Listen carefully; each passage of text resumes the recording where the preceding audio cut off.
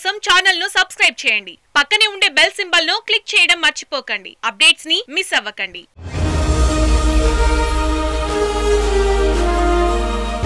CM KCR రాజకీయ వర్గాల్ని మరోసారి ఆశ్చర్యంలో ముంచెత్తారు. మంత్రుల ఎంపిక, శాఖల కేటాయింపులో తనదైన ముద్ర చూపించారు.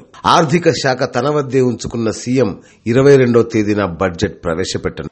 సంచలన నిర్ణయాలతో రాజకీయ వర్గాల్ని సంభ్రమాశ్చర్యాలకు గురి చేసే సీఎం కేసీఆర్ మరోసారి అలాంటి షాకే ఇచ్చారు.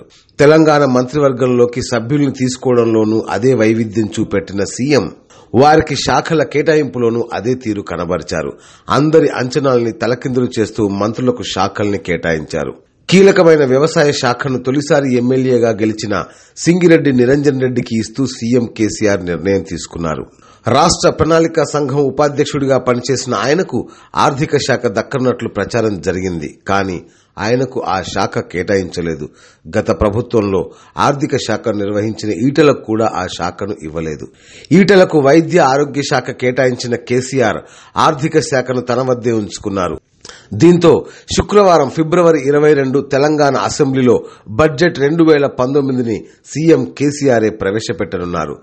ఆర్థిక శాఖతో పాటు కీలకమైన భారీ నీటిపారుదల, ఐటీ, సమాచార శాఖల్ని సైతం కేసీఆర్ తన వద్దే ఉంచుకున్నారు. మాజీ మంత్రి, టీఆర్ఎస్ పార్టీ సీనియర్ నేత హరీష్ రావుకు తాజా మంత్రివర్గ విస్తరణలో చోటు కల్పించకపోవడం చర్చనీయాంశంగా మారింది. ఆయనతో పాటు మాజీ ఐటీ మంత్రి తన తనయుడు కేటీఆర్ కూడా మంత్రి పదవి కేటాయించలేదు.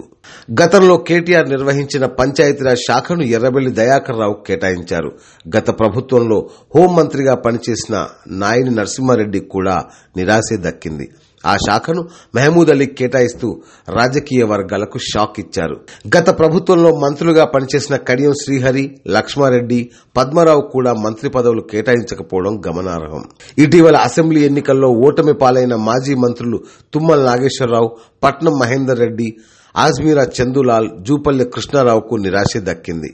మొత్తం మీద మంత్రివర్గ సభ్యుల ఎంపిక, శాఖల కేటాయింపుల్లోనూ సీఎం కేసీఆర్ తనదైన ముద్ర కనబరిచారు. 2-3 రోజులుగా మీడియాలో వస్తున్న కథనాలకు భిన్నంగా మంత్రులకు శాఖల్ని కేటాయించారు. ముందస్తు ఎన్నికల అసెంబ్లీ రద్దు చేసిన రోజే 105 అభ్యర్థులతో జాబితా విడుదల చేసినా అది కేసీఆర్ కే చెల్లింది. ఇక త్వరలో జరగనున్న లోక్సభ ఎన్నికలకు సంబంధించి ఎలాంటి ట్విస్టులు ఇస్తారో వేచి చూడాలి. Great Telangana news, Hyderabad. Thanks for watching. Please like, comment, share. Follow on Facebook, Google+, Twitter, Instagram. For more updates, please subscribe Great Telangana TV.